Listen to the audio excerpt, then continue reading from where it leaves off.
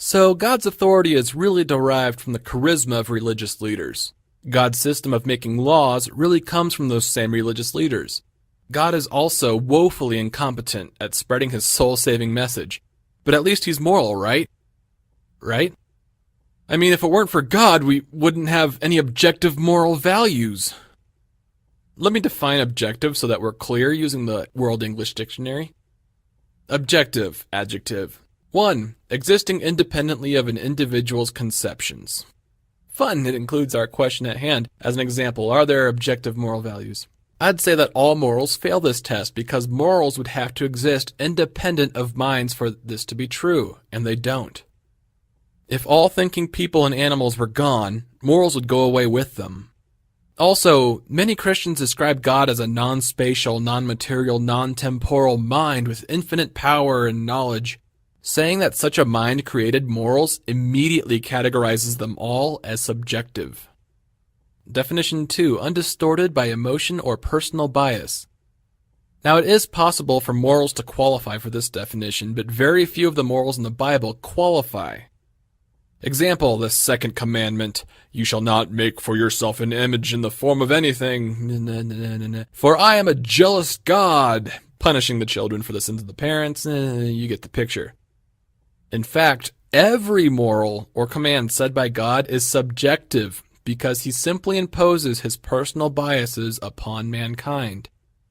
In order for these morals to be objective, he'd have to get them from a source other than himself. So which is it, Christians? Are your morals subjective, or is something other than God creating morals to make them objective? And I'll get to that loophole in a second. Definition 3. Relating to actual and external phenomena as opposed to thoughts and feelings. Well, morals fail this test as well. A moral is little more than a thought where we assign a value to an action. Example, killing is wrong. It's a moral, sure, a very real one for Buddhists. First of all, the very fact that this isn't a moral for everyone shows that morals are not objective, but that's besides the point. How is wrongness being assigned to the act of killing? Aren't you and I assigning the value based on our personal emotions, biases, experiences, codes of ethics, etc.? Or is the universe assigning the value of wrongness? When a murder happens, the universe cares very little. It is only the brains of those observing the murder that assign wrongness or evilness to it. The other definitions don't really apply here. It's clear that Christians have no idea what they are talking about when they say the word objective. They just want to somehow bamboozle us into thinking that there are some morals out there that everyone has to follow no matter what, and we all instinctively know them somehow because God wrote them on our heart. They say something like, well, if God doesn't exist, where do objective moral values come from? William Lane Craig asked this. Zach Whosoever hinted that he was going to go down this route during our debate. C.S. Lewis, I can go on with the name dropping if you want. It's funny. It's very funny because this statement has already fallen into the logical fallacies of argument from ignorance. I'm going to believe that an unproven God did this until someone disproves God did this. Begging the question. Premise 1, God made objective moral values. Conclusion, God exists. Shifting the burden of proof. I have to prove your claim false rather than you prove it true. Equivocation. These objective moral values aren't objective at all. False dilemma. Either it is fill in the blank or it is God. Retrospective determinism. Christians seem to think that since they see objective moral values that they must have been brought about by fate or God or the universe or something. Special pleading. Only a few of the morals that God puts forward are objective. Cherry picking. Argumentum ad populum. These morals are objective because many people think they are, which actually makes for a great subjective moral value. Appeal to authority. God's authority in this case, which we haven't established. And about 90% of these conversations run into reductio ad Hitlerum. Yes, that's a real thing. It's my favorite logical fallacy. And I bring it up because for some reason, the Nazis and Hitler are brought into conversations, like with Mere Christianity, or several speeches by Bill Craig. So far, the best evidence for objective moral values has been said by William Craig, who said, objective morals do exist and deep down we all know it. Yeah, that's the best evidence I've found to support their existence. I didn't say it was good evidence. Just a quick note, I'm not going to be showing any clips from Craig's speeches because several atheist YouTubers have, and they've been DMCA'd for doing that, and despite the fact that the DMCAs were groundless, the videos were still taken down. I will supply a link below so that you can see that Craig did say this. I won't argue that morals don't exist, I really just want to hone in on the term objective, which keeps getting added for some reason.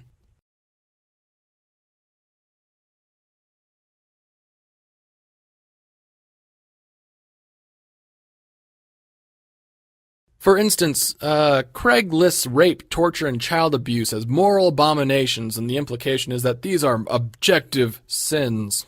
Funny, because God never seems to punish rape, and he himself rapes a woman, because I don't know what else you call it when you get a woman pregnant without her knowledge. God tortures people through various means seen in the Egyptian plagues, sending spirits of madness, starving a city so severely the inhabitants have to eat their own children. And God not only practiced child abuse, see Egyptian plagues again, also see eating children, the death of David's child by Bathsheba, an incident with she-bears, etc. He commands the stoning of children and the bashing of infants upon rocks.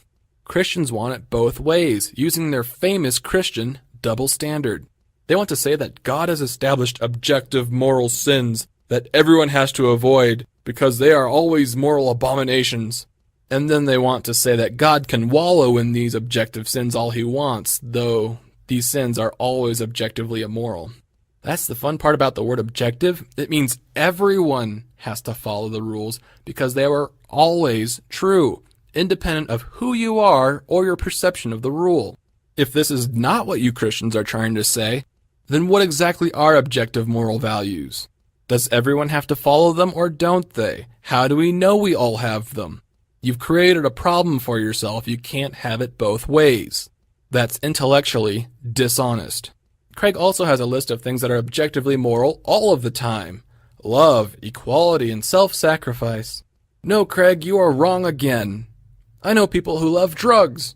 What about when a man loves another man? Or a woman loves another woman?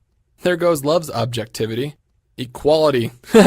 You can't even begin to say that the Bible promotes equality when it treats women like property, condones slavery, has an outline on how to capture young virgins from other nations for sexual subjugation, and promotes genocide of one tribe for the benefit of another. Self-sacrifice isn't always good, as we saw in the terrorism attacks of 9/11, the kamikaze attacks of 1941, codependency, or just plain old suicide. Craig, it looks like I've debunked all of your objective sins and morals quite easily. I thought you were some kind of a professional philosopher or something. I haven't even taken a philosophy class. So what do Christians mean when they say objective moral values? I have no idea, because they are misusing the term so terribly. Do they mean that the morals are objective because the Christian finds them outside of his or herself? Can't be, because any code of ethics that a Christian was to adopt would serve the same purpose. Hammurabi's Code, the Noble Eightfold Path of Buddhism, Ancient Law Code of Ur-Nammu, or the Rules of Fight Club would all be considered objective moral values. Is a Christian saying that these morals are objective because God instilled them into us, therefore making them objective to us, although subjective to him? This is the loophole I was talking about earlier, where they're objective to us but subjective to God. Possibly, but that doesn't make these morals good, it just gives us the opportunity to be obedient.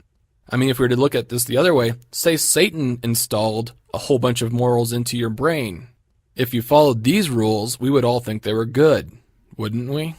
If Christianity is right, we're really more on a lawful versus chaotic alignment rather than a good versus evil alignment, because there's absolutely no basis upon which we can judge what is good and what is not. God's moral code just happens to be the one that was thrust upon us. If it was Satan's moral code that was thrust upon us, then those would be our objective morals. Do you see where I'm going with this? Objective morals, the way that Christians present them, aren't necessarily good. There are plenty of characters in fiction that follow their own moral codes, and yet they're still clearly evil. As any Dungeons & Dragons player knows, lawful does not necessarily mean good. You see it with Darth Vader, Two-Face, Dexter Morgan, Magneto, High Chancellor Adam Sutler, Shang Tsung, Tywin Lannister, It, The Architect, Light Yagami, Big Brother, and the list goes on. Beyond all of that, The Christian still needs to prove, without using the argument from ignorance, that God exists, and that he does in fact instill objective morals into people. Christians, you can't prove God exists by saying he gave us objective morality, and then prove objective morality by saying God exists. So, now that we've shown that Christianity's morality system is completely subjective, let's judge it in the next video.